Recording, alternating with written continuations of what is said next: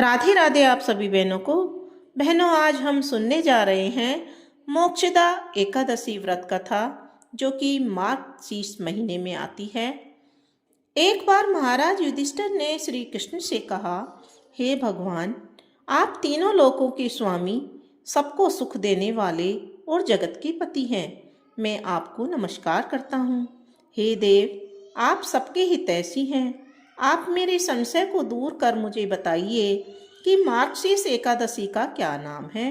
उस दिन कौन कौन से देवता का पूजन किया जाता है और उसकी क्या विधि है, कृपया मुझे बताएं। भक्तवत्सल भगवान श्री कृष्ण ने कहने लगे कि हे धर्मराज, तुमने बड़ा ही उत्तम प्रश्न किया है। इसके सुनने से तुम्हारा यश संसार में फैलेगा। मार्गशीर्ष शुक्ल एकादशी अनेक पापों को नष्ट करने वाली है। इसका नाम मोक्षदा एकादशी है। इस दिन दामोदर भगवान की धूप, दीप, नैवेद्य आदि से भक्ति पूर्वक पूजा करनी चाहिए। अब इस विषय में मैं एक पुराणों की कथा कहता हूँ। गोकुल नाम के नगर में बैखानस नामक राजा राज्य करता था। उसके राज्य में चारों वेदों के ज्ञाता ब्राह्मण रहते थे। वह राजा अपनी प्रजा का पुत्रवत पालन करता था। एक बार रात्रि में राजा ने एक स्वप्न देखा कि उसके पिता नरक में हैं। उसे बड़ा आश्चर्य हुआ। प्रातः वह विद्वान ब्राह्मणों के पास गया और अपना स्वप्न सुनाया। कहा, मैंने अपने पिता को नरक में कष्ट उठाते देखा है। उन्होंने मुझसे कहा है कि हे पुत्र, मैं नरक में पड़ा हूँ, यहाँ से तुम मुझे मुक्त कराओ। जब से मैंने ये वचन सुने हैं, तब से मैं बहुत बेचैन हूँ। चित्त में बड़ी अशांति हो रही है। मुझे इस राज्य, धन, पुत्र, स्त्री, हाथी, घोड़े आदि में कुछ भी सुख प्रतीत नहीं हो रहा है। मैं क्या करूं?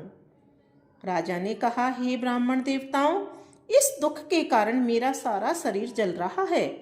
अब आप कृपा करके कोई तप, दान, व्रत आदि ऐसा उपाय बताइए जिससे मेरे पिता को मुक्ति मिल जाए। उस पुत्र का जीवन व्यर्थ है जो अपने माता पिता का उद्धार ना कर सके। एक उत्तम पुत्र जो अपने माता पिता तथा पूर्वजों का उद्धार करता है, वह 1000 मूर्ख पुत्रों से अच्छा है। जैसे एक चंद्रमा सारे जगत में प्रकाश कर देता है, परंतु हजारों तारे नहीं कर सकते। ब्राह्मणों ने कहा, हे राजन, यहाँ पास ही भूत, भविष्य, वर्तमान के ज्ञाता पर्वत ऋषि का आश्रम है। आपकी समस्या का हल वे जरूर करेंगे। ऐसा सुनकर राजा मुनि के आश्रम पर गया। जब उस आश्रम में अनेक शांत चित्त योगी और मुनि तपस्या कर रहे थे, उसी जगह पर्वत मुनि भी बैठे थे। राजा ने मुनि को साष्टांग दंडवत किया। मुनि ने राजा से सांगोपांग कुशल पूछी। राजा ने कहा कि महाराज, आपकी कृपा से मेरे राज्य में सब सकुशल है, लेकिन अकस्मात मेरे चित्त में अत्यंत अशांति होने लगी है। ऐसा सुनकर पर्वत मुनि ने आंखें बंद की और भूत विचारने लगे। फिर बोले, हे राजन, मैंने योग के बल से तुम्हारे पिता के कुकर्मों को जान लिया है।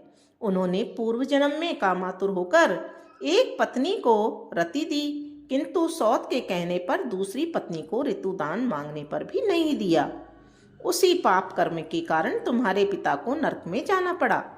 तब राजा ने कहा, इसका कोई उपाय बताइए।